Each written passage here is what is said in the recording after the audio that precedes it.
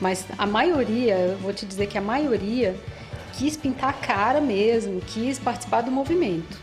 Que era um dia histórico. Sim, queria participar de um dia histórico, né? De um dia histórico. A gente estava lá gritando, a gente foi gritando do começo ao fim da caminhada, entendeu? Mobilizando, chamando.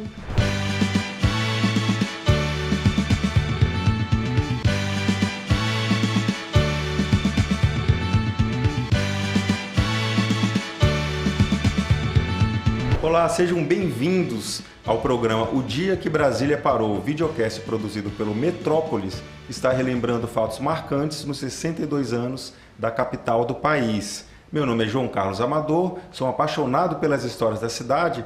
Estou trazendo sempre dois convidados que foram testemunhas oculares e vivenciaram esses dias marcantes que a gente está abordando nos programas.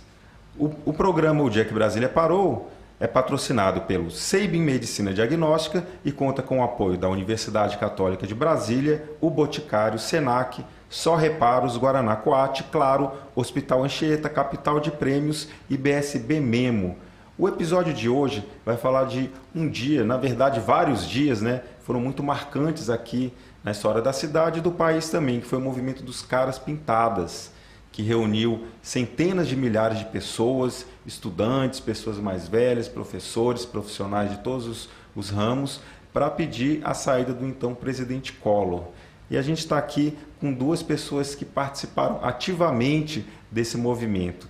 A Valéria, que foi estudante, tinha 16 anos na época, e a Jodete, que era professora da UNB e também participou muito intensamente desse movimento. Valéria e Jodete, muito obrigado por terem vindo aqui, por terem participado, por estarem participando do nosso programa. E eu queria começar aqui perguntando para Valéria, você tinha 16 anos, né? Sim. Quando começou. Como que foi o início de todo esse movimento para vocês? Como que vocês perceberam a importância e a magnitude do que estava acontecendo aqui em Brasília? Bom, primeiro, obrigada pelo convite. Eu me lembro, assim, eu estudava numa escola particular, que já estimulava muito a gente a ter um pensamento mais crítico em relação aos fatos que aconteciam ali, aqui em Brasília, né, na política e em outras áreas, né? A gente era estimulado demais a discutir isso em sala de aula, isso era uma pauta muito transversal nas nossas disciplinas. Então já existia uma predisposição dos estudantes a ter essa avaliação mais crítica. Eu, na época, já tinha decidido ser jornalista. Particularmente, eu já acompanhava muito noticiário, já discutia em casa, meus pais também têm um histórico. Meu pai chegou em Brasília na época da ditadura, estudou na UNB na época da ditadura, foi uma das pessoas que ficou ilhada ali na casa do estudante, né, na época pior. Então, a gente sempre teve um olhar lá na minha casa mais crítico em relação à política, a tudo que estava acontecendo. E existia já nas escolas um movimento também, né, crescente de jovens. Você vê, a gente não tinha na época rede social como tem hoje, a gente não tinha a facilidade de mobilização que existe. E ainda assim, o que se reuniu foi uma multidão de gente naquele dia. Foi tudo no boca a boca mesmo? Foi tudo no boca a boca, foi tudo no boca a boca. Foi combinado, assim, conversas entre pessoas, muito estimulados pelo momento, né, pelo que a mídia divulgava. Então, nesse dia que eu fui especificamente, o que me marcou? No dia anterior, e isso eu não lembrava até pouco tempo atrás, o presidente tinha pedido para todo mundo apoiá-lo e sair às ruas de verde e amarelo. Sim. E a reação foi imediata foi o contrário. Então, todo mundo foi de preto para o colégio e todo mundo levando tinta verde e amarela, e de repente surgiu gente lá com potes de tinta e vamos pintar a cara, e pega o cajal que a gente usava para pintar o olho, faz ali um fora-cola, faz um negócio, né? Cada um pintou do jeito que dava, e as escolas liberaram os alunos para ir, não houve uma repressão do movimento, isso foi muito importante. Isso foi bem espontâneo, né? Foi um movimento espontâneo que encontrou apoio. Sim. Né, das escolas. Então, a gente saiu cedo, assim, do colégio, caminhando. Os estudantes do Objetivo, que ficavam lá mais no final da Asa Sul, foram os primeiros a sair, passaram, esperaram a gente na frente do Sigma, e a nossa multidão saiu, encontrou com eles e foi passando pela UDF e por outros colégios, até chegar na Esplanada. A gente foi a pé, a Asa Sul inteira, até a frente do Congresso Nacional. E ali todo mundo ficou reunido. Já devia ter mais gente ali, né? Já tinha mais gente. A gente chegou lá, já encontrou também uma multidão que já estava lá. E a gente ficou, eu pelo menos, e as minhas amigas, a gente ficou até o fim do dia, acompanhando o que estava acontecendo. Não tinha telão lá fora, a gente ficava meio à mercê Nem sabia de exatamente, rádio sim. e às vezes, né, para saber o que estava acontecendo lá dentro, mas a gente acompanhou. Todo mundo lá. Todo mundo lá. Jodete, você era presidente da Associação dos Docentes da UNB na época, né? Não, eu não era presidente. Na época, eu até tenho um pouco de dúvida, porque foi o Douglas, primeiro, que era do IDA, né, do Instituto de Artes, e depois Pedro Murrieta, que entrou em 92, que foi o ano do impeachment, e nesse meio tempo eu não me lembro se teve alguém, então eu não tenho certeza quem era presidente. Eu não era presidente, eu era do Conselho de Representantes, que a gente chama, né, que são os representantes por departamento. E mais ou menos nessa mesma época, né, a gente discutia nas assembleias, na UNB, os professores eram bem mobilizados e também participavam de várias manifestações. E houve uma assembleia no início do ano de 92, houve uma assembleia que a gente estava discutindo uma forma de agilizar, porque mais ou menos como aconteceu, como está acontecendo agora, tinha pedido de impeachment, mas o próprio Congresso não ia para frente. Não ia para frente, né? As coisas ficavam meio engavetadas. Então, ele estava discutindo na universidade como que a gente poderia colaborar para que as coisas andassem, ou seja, como que a gente poderia sensibilizar o Congresso. Nós chegamos a fazer algumas idas ao Congresso, mas sem grande efeito. Então, numa dessas assembleias, eu coloquei uma proposta. Eu falei, olha, a gente conhecia o Collor de Brasília. Inclusive, ele estudou no CIEM, na UNB. Eu falei, olha, eu acho o seguinte, ele é um cara elegante, se posta de bem educado, mas ele é pavio curto. Então, a gente tem que provocar.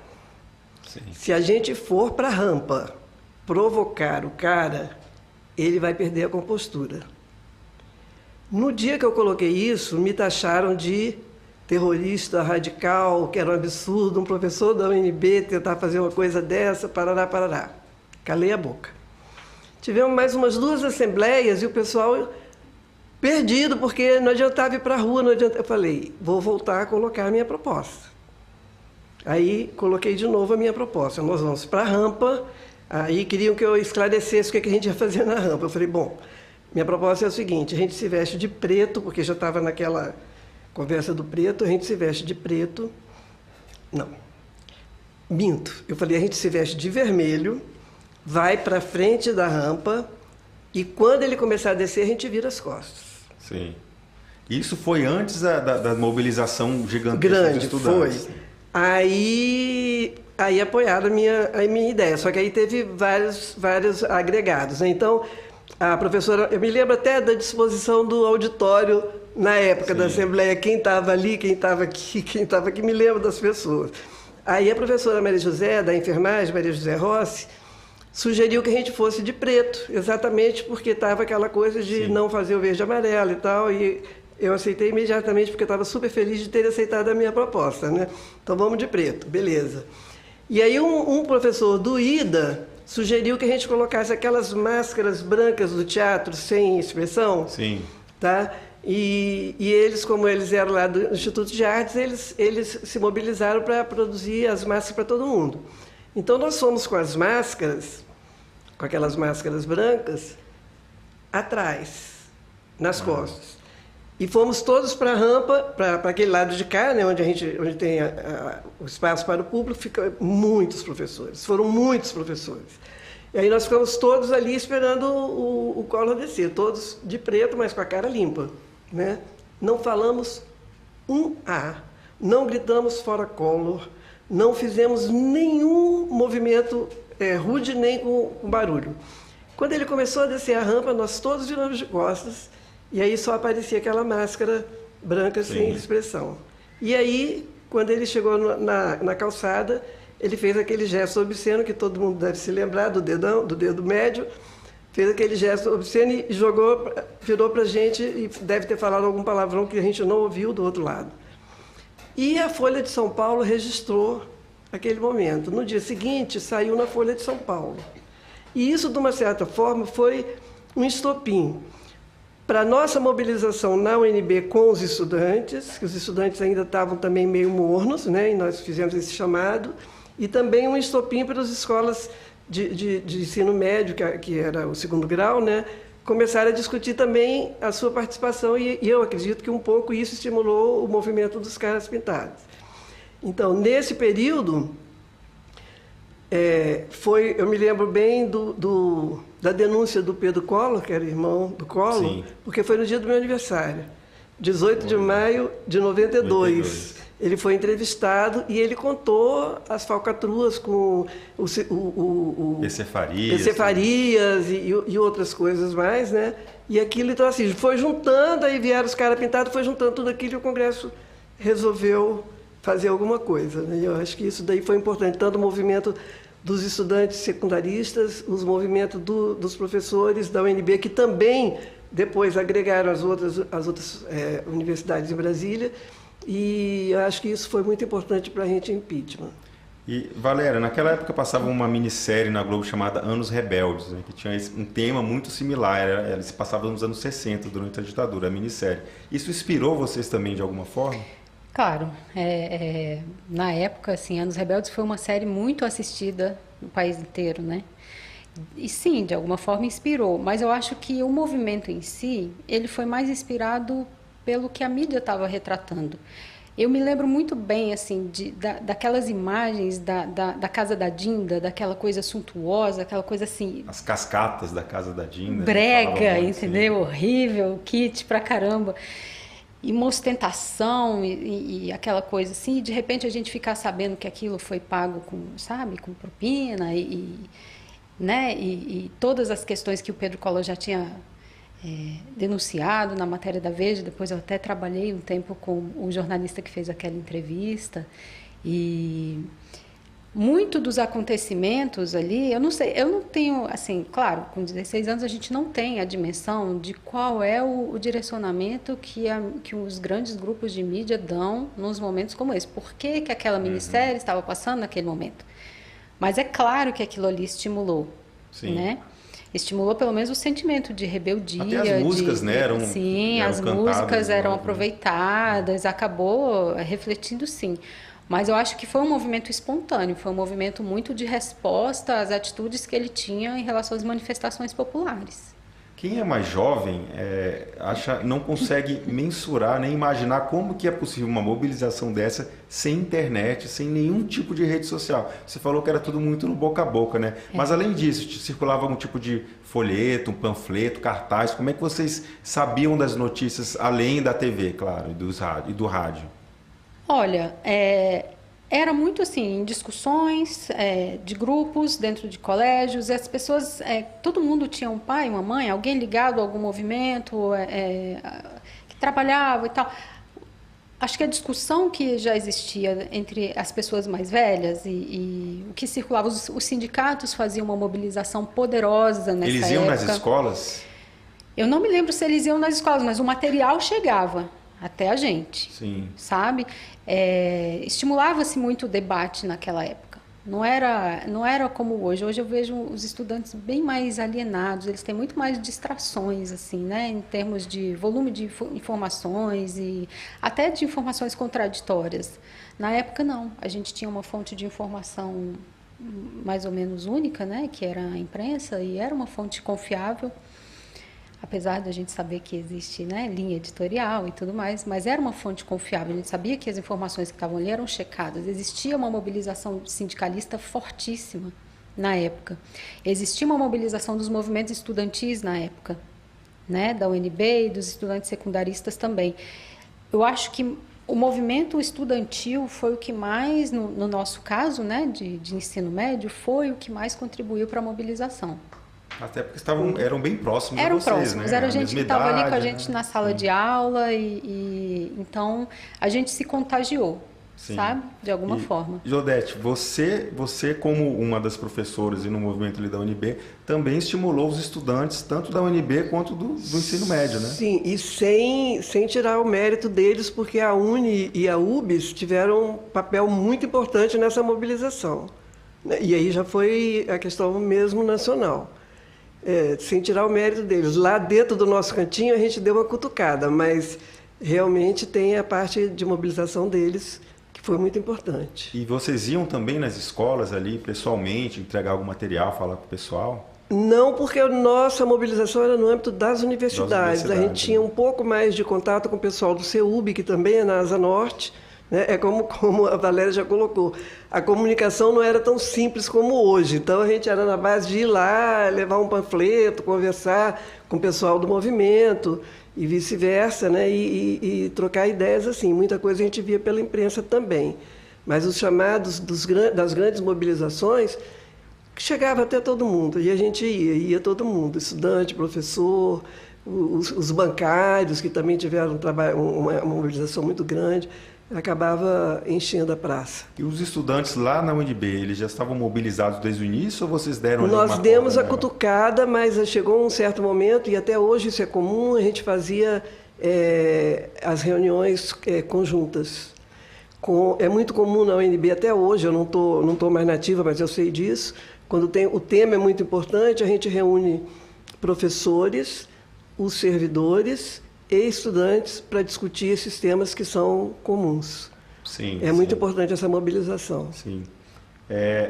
Valéria, tem relatos de muitas pessoas que participaram ali desse movimento, que tinha um clima meio de azaração muito grande, ele era meio que uma micaré. A gente falou aqui de um episódio passado da Micaré Candanga, que aconteceu em 92 também, né? Que reunia muitos jovens, foi no mesmo ano. Você via isso, você sentia também? O pessoal ia para paquerar também? Tinha, sempre tem, né? Entre jovens, a oportunidade de você ter um dia sem aula, né? Vamos lá, sim. E tá na festa, tá no Oba-Oba. Teve sim muita gente que foi pelo Oba-Oba. Mas a maioria, eu vou te dizer que a maioria quis pintar a cara mesmo, quis participar do movimento. Que era um dia histórico. Sim, queria participar de um dia histórico, né? De um dia histórico. A gente estava lá gritando, a gente foi gritando do começo ao fim da caminhada, entendeu? Mobilizando, chamando. Ali tem uma foto, foto aqui aí, é você. Meu Qual único registro. Qual delas é você? Eu sou a da esquerda. E como é que é a história dessa foto? Foi um fotógrafo mesmo, profissional? Foi um fotógrafo profissional. Eu não me lembro de qual veículo, talvez da Agência Estado. Isso aí já era à tarde, você vê que as pinturas já estão meio desgastadas, né? Tava tudo lindo de manhã. Mas isso aí já era tipo 4 horas da tarde, já estava até meio cansado, já estava aquela luz mais amarelada assim, né? De fim de tarde. E a gente estava ali, ainda no rescaldo de movimento, né? E ele pediu para fazer um registro da gente. E a gente posou. Ele que fez assim, falou assim, olhem para mim, assim, colocou uma do lado da outra. E Congresso ao fundo, o Congresso ao fundo e a gente com a cara pintada, assim.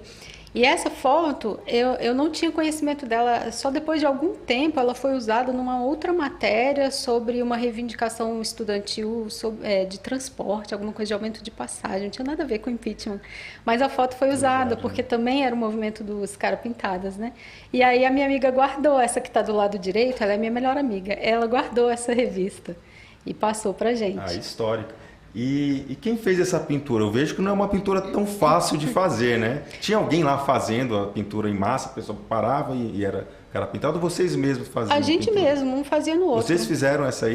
Esse círculo preto aí, na época a gente usava isso aí para pintar o olho. Era uma coisa chamada cajal, não sei se existe hoje ainda. Que era tipo um batonzinho preto, fininho. A gente usou para fazer o contorno de Paz e Amor. Algumas pessoas usaram para fazer o fora, color, e aí botava o LL verde e amarelo. Quem não queria pintar o rosto todo, colocava só o fora de um lado, color do outro. A gente quis fazer mesmo essa aí que a gente achou que era mais, vamos dizer, uma pintura mais viva, né? Mais chamativa. Que era o verde e amarelo, o batom preto e o círculozinho do símbolo de Paz e Amor ali. Ficou muito bem feito, ficou bem artístico. Eu já estava bem desgastada ali. Sim. E devia estar muito quente também, o calor na época, né? E todo mundo de preto. A seca de Brasília, todo mundo de preto, né? Naquele solaço da esplanada. Mas valeu a pena. E, Valéria, você disse que já tinha decidido ser jornalista, né? Nessa época ainda, né? Tinha. Então, imagino que essa manifestação, essa participação politizou você mais ainda? Você passou a acompanhar mais ainda a política depois disso? Passei. Eu já acompanhava antes. Eu venho de uma família, como eu falei, né, que já era mais politizada, professores da rede pública, que já tinham contato com uma realidade diferente da nossa, de classe média, que era uma realidade bastante privilegiada, sempre foi, né? Brancos de classe média. Meu pai e minha mãe davam aula em periferia, participavam do movimento sindical. O meu pai, quando veio estudar na UNB, veio na época da ditadura. Então, a gente vivia em casa muito essa politização, né? Meus pais nunca foram de diretoria de sindicato, mas eles tinham uma visão política muito forte, assim. E isso foi passado para mim e para as minhas irmãs a vida inteira. Então, eu já acompanhava, já era um hábito meu assistir jornal. Eu não lia muito jornal, não, mas eu assistia muito. A minha principal fonte na época era TV e rádio. Que era de todo mundo, né? Que era de todo mundo, né? Não existia WhatsApp, não existia rede social. E a gente se informava era por jornal impresso e TV e rádio, né? Mas sim, depois disso aí, olha, na época, claro, se você chegasse para mim naquela época com 16 anos, por mais que eu acompanhasse, por mais que eu fosse uma pessoa que estava ali nos debates do movimento estudantil e tudo, eu nunca fui do movimento estudantil, mas eu acompanhava tudo, participava de debates.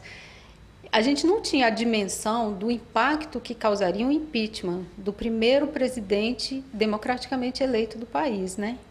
Então, a gente sabia que era um momento histórico, que precisava de uma mobilização popular, mas a gente ainda estava numa fase imatura, politicamente falando, né? A gente não tinha a dimensão que a Jodete tinha, por exemplo, né? Da construção política, da articulação política mesmo, de bastidores. A gente queria ir para a rua, fazer pressão. Era o nosso jeito, era o único jeito que a gente, como estudante secundarista, tinha de interferir naquela realidade. Sim. E, Jodete, a mesma pergunta. Lá na UNB, até com os estudantes, essa foi uma manifestação que deu resultado, né? Ela teve um sucesso. Isso mudou ali, de alguma forma, o jeito de vocês encararem até novas questões vindo desse sucesso que foram as manifestações Caras Pintadas?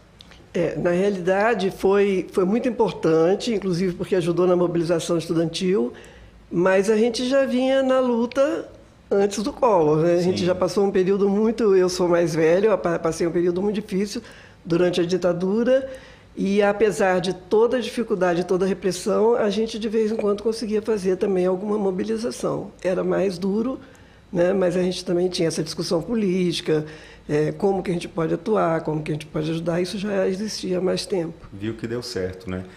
Eu pego uma manifestação, um paralelo, que ela é próxima, que foi a de 2013, que mobilizou muita gente na rua, né? Você participou dessa de 2013 também? Como é que você vê de diferença entre 92 e 2013? 2013 foi quando começaram a mobilização para o impeachment da Dilma? Não, foram dos 20 centavos que as pessoas foram na rua também. Teve muita mobilização. Olha, eu acho que não teve nenhuma dessas grandes mobilizações antes da pandemia que eu não estivesse com a cara lá. Estive em praticamente todas, né? Tanto como professora da UNB, mesmo aposentada, eu continuo participando de muita coisa dentro da UNB, como professora mesmo. E também como militante política, que eu também estou na batalha. Então, estava lá, sim, com certeza. E foi, a gente vê mais fotos ali das pessoas com cara pintada, fora Collor, né? Tinha camisetas também, né? Tem muitas fotos com as pessoas com dizeres das camisetas de muita... essa parece com a sua, né, Valéria? Parece. Que vocês fizeram. Com outros motivos, outros temas. E nas manifestações de 2013, lá dos 20 centavos, que já tinha internet, as redes sociais já estavam em alta, você participou também? Não participei. Mas você acompanhou? Acompanhei, era claro. Impossível não acompanhar. Impossível não acompanhar, mas não participei. Era onipresente. Olha ali, sou mais sexy que o Collor, tava... tinha uma pitada de humor ali, né? Lembra um pouco até os dizeres do pacotão, né? Do carnaval, né? Que tem aqui em Brasília. Eu acho que isso aí era muito motivado por aquela história do Aquilo Roxo, lembra? É verdade, que ele falou que eu tenho aquilo roxo, né? Roxo. E aí a piada já estava pronta, né? As pessoas começaram a fazer. Só o nome do programa, ele é O Dia que Brasília Parou, e a gente está recebendo de muitos internautas vídeos das pessoas contando que dia que Brasília parou para si mesmo, né? Vamos ver aqui um desses relatos. Bom, os nossos ensaios eram realizados na 707 Sul, na Casa do Lincoln.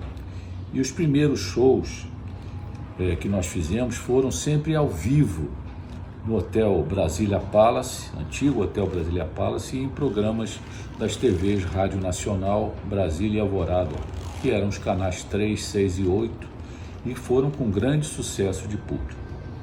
Com a formação original da banda, ela durou até 1966 e depois ela retornou comigo, com o Niepce, com o Lincoln, em 1992 e se estendeu até março de 2003, quando então cessaram as nossas atividades. Para finalizar, relembro aqui a música tema, com o qual iniciamos sempre nossas apresentações, que foi composta por mim, pelo Niepce e seus primos Luiz Carlos e Fernando Storr. Somos 5 rapazes, todos a tocar, guitarras, contrabaixo, brasas a mandar, bolinha na bateria, o prato vai bater, e os brotos perguntando o que vai ser.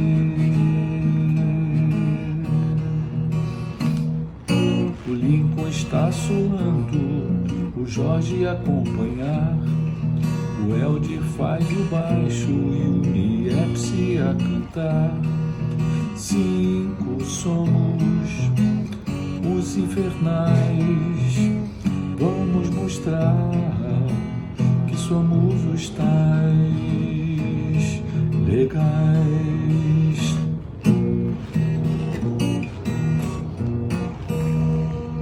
Muito obrigado. Tchau. E para vocês, Valéria, que dia que Brasília parou para você? Olha, além desse dia do impeachment e das manifestações de 2013, que também mobilizaram muito a cidade, para mim, um momento que marcou muito de Brasília parar foi 1º de janeiro de 2003, a posse do Lula. Ah, sim. E o que você sentiu ali nesse dia? Eu acho que não houve nenhuma pessoa da classe trabalhadora que não se sentisse representada naquele dia, que não estivesse se sentindo também ali junto, tomando posse daquele momento. E você, Jodete? Ela me balançou agora. Realmente foi, e eu espero que a gente repita aquele momento em 1º de janeiro. Agora é 3, né? 3 de janeiro de 2023. Tem 4 anos que nos meus e-mails tem uma mensagem fixa que chegue logo em janeiro de 2023. Mas o dia que Brasília parou, na realidade, que o Brasil parou para mim, a primeira vez, o do Lula foi a segunda vez, a primeira vez foi 31 de março de 1964. Naquele dia, meu tio Orlando Bonfim, que foi um dos mortos pela ditadura, um jornalista, ligou do Rio para a nossa casa, que eu vim do Rio, ligou para minha mãe, que é a irmã dele, avisando que ele ia para a clandestinidade, porque os milicos iam tomar o poder no dia 1º, o dia da mentira. Então, naquele dia, o mundo parou. E você já morava em Brasília? Eu já morava dia, em Brasília. Né? Brasília, naquele momento, não teve tanto problema quanto no Rio e São Paulo, porque a população era pequena. E esse meu tio, que eu deixo aqui como meu inspirador, foi morto, esquartejado e jogado num rio. E eu faço questão de conversar com filhos e netos o tempo todo sobre política, para que eles tenham essa indignação, porque a gente não pode deixar morrer isso. E por isso, nesse momento, mais discutir o Collor. Collor, para mim, agora é fichinha. Perto do que a gente tem hoje na presidência da República, o Collor foi limonada. Agora, o negócio está feio. E eu peço a vocês, quem defende a ditadura, quem defende a tortura, quem defende o armamento, não merece ser presidente da República. Nós não merecemos isso. E mais do que o sentimento que eu sinto em relação ao presidente, eu sinto das 20 e tanto por cento pessoas da população que ainda apoiam esse tipo de pessoa.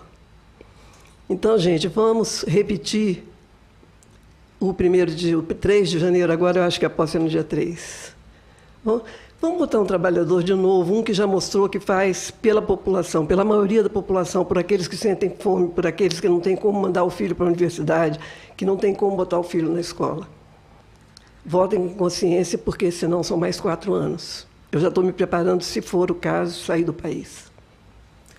Bom, eu queria entregar para vocês lembranças dos nossos patrocinadores. São 2 empresas aqui de Brasília, Sabin Laboratório e o BSB mesmo. Valéria, para você. Opa! Muito obrigada. Violete.